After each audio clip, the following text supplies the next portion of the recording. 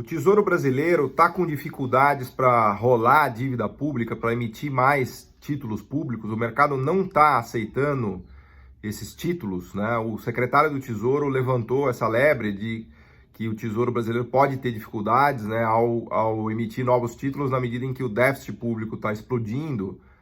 Provavelmente vai a 500 bilhões de reais esse ano, né, por conta da implosão da arrecadação e por conta da queda da atividade econômica, né? Com o PIB caindo 5%, o governo parou de arrecadar praticamente, né? E o governo está sendo obrigado a emitir dívida pública, né, para poder financiar seus gastos, inclusive para ajudar municípios, estados e assim por diante, para fazer todas as transferências, né? O curioso é que, enquanto o secretário do Tesouro fala isso, as taxas de juros dos títulos públicos brasileiros não param de cair, né? Não param de cair. A gente teve um pico de quase 10%, né, no que os economistas chamam de curva de juros, que marcam quanto que o mercado está disposto por qual taxa o mercado está disposto a financiar o Tesouro, né? E desde então, nos últimos 15 dias, houve uma queda forte, pronunciada das taxas de juros nos títulos públicos, mostrando que o mercado no Brasil tem grande apetite por títulos públicos, né? Quanto maior é o apetite, mais o mercado compra, mais sobe o preço do título público e mais cai a taxa de juros que o governo tem que pagar, né? Então, a gente está observando isso no mundo inteiro também, né? Como há um derretimento das taxas de juros de curto prazo, o mercado acaba migrando para a compra de títulos de longo prazo, onde há prêmio, mesmo sabendo que as dívidas públicas estão explodindo, né? Nos Estados Unidos, o déficit primário é de $1 trilhão por ano e a demanda por treasuries, né, que é o título do governo americano, não para de aumentar, né? Então não é verdade que o governo e o Tesouro terá dificuldade em colocar novos títulos no mercado, né? Ele nunca vai ter essa dificuldade. O que pode acontecer é que ele seja obrigado a pagar prêmios mais elevados, ou seja, juros mais elevados, né?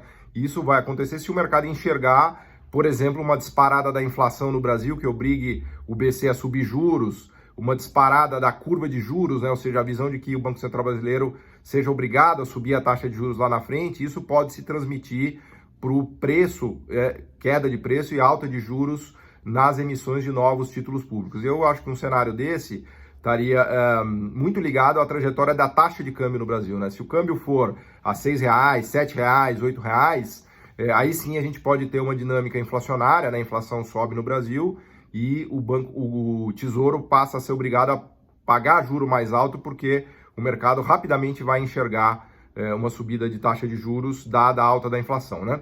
Existe um dilema, a gente pode pensar nessa frase do secretário do Tesouro de outra perspectiva, né?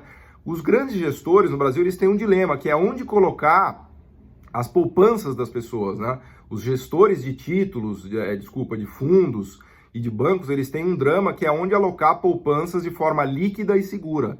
E não existe ativo mais líquido e seguro na economia brasileira que não seja títulos públicos, né? A gente tem hoje uma dívida pública que é mais de 4 trilhões de reais, que está toda nas carteiras de fundos de pensão, de pessoas físicas e de fundos de investimento, porque, especialmente no momento de crise, a dívida pública é o lugar mais seguro para se depositar poupanças, né? Muito mais seguro do que dívida privada, porque as empresas privadas têm risco de quebrar, obviamente, na crise, algo que não acontece com o governo, porque o governo pode emitir dívida. É claro que não é a possibilidade de endividamento do governo não é infinita, porque cada vez mais ele vai ter que tributar a sociedade, né? Então, a nossa dívida pública, que está em 80% do PIB, vai provavelmente a 100% do PIB nos próximos anos, né? Imagina que cada déficit desse aí de 500 bi, que é o que a gente vai ter esse ano, é praticamente o PIB nosso em 7 trilhões, nós estamos falando de um déficit primário de quase 10%, né? Se você colocar a conta de juros nisso, esse ano a gente vai para um déficit nominal de R$1 trilhão, né? Se você colocar uma conta de juros de 400 bi ou 500 bi, apesar de que caiu muito nossa conta de juros, né? Conforme a Selic veio a mínima histórica. Mas se você colocar uma conta de juros de 400 bi de reais, mais um déficit primário de 500 bi de reais, nós vamos a um déficit nominal total de 900 bi de reais esse ano. Então, a pergunta que a gente faz é, então os juros vão explodir no Brasil? Não, não vão explodir. Por quê? Porque a economia está numa situação de estagnação violenta, né? A gente tem risco de deflação, inclusive, se o câmbio ficar nessa casa dos R$5, R$5,5, né? E os juros estão muito baixos. Então, o juro que incide nessa dívida agora é um juro muito menor do que no passado. Isso aconteceu nos Estados Unidos, na Europa, no Japão nos últimos anos. A gente chama de japanização do mundo, japanização da Europa, japanização dos Estados Unidos e provavelmente a gente vai enxergar uma japanização do Brasil, né? O que é essa situação? Uma situação em que a economia não cresce, não há pressão inflacionária, os juros caem e os juros longos acabam caindo porque o mercado não tem alternativa para alocar essa massa de riqueza e ele acaba indo buscar título público longo, né? Vejam que no Japão a dívida pública é de 200% do PIB e o juro curto lá é zero, o juro longo é zero. Na Europa a mesma coisa, nos Estados Unidos a mesma coisa. A única diferença do Brasil é que o Brasil não emite, obviamente, ienes, nem euros, nem dólares. O Brasil emite reais. Então, tudo isso funciona muito bem que eu estou falando se a nossa taxa de câmbio não disparar para R$6, R$7, R$8, R$10. Se disparar, aí a gente vira uma Argentina, né? Aí obviamente, a restrição, o Tesouro vai continuar emitindo à vontade, só que ele vai ter uma restrição pesada, porque a inflação vai subir muito e os juros vão subir muito. E aí o prêmio de risco realmente vai aparecer, vai cobrar seu preço, que é a inflação batendo no juro mais alto na cabeça do mercado, né, na trajetória de juros. Né? Essa discussão ficou muito forte nos Estados Unidos, pós-crise de 2008, dos bond vigilantes, né, que eram os vigilantes dos títulos, né, que eles passaram 10 anos dizendo que o juro longo ia explodir nos Estados Unidos, não explodiu coisa nenhuma, e quem montou posição nisso ganhou muito dinheiro, inclusive é daí que a MMT ficou famosa, né? Os defensores da MMT, muitos deles vêm do mercado financeiro e montaram grandes posições vendidos em juros e não tomados em juros, e esse é o caso do Warren Mosler, por exemplo, que escreveu aquele Soft Currency Economics, né? Que é um livro que eu deixo recomendado aqui, maravilhoso, né?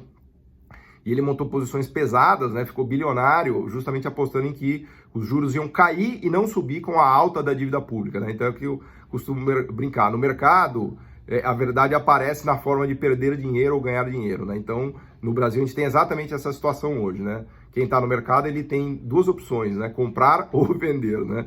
E o que me parece é que se o câmbio ficar na casa de R$5 ou R$5,50, as nossas taxas longas vão cair e não vão subir, que é o contrário do que diz o secretário do Tesouro. Obrigado.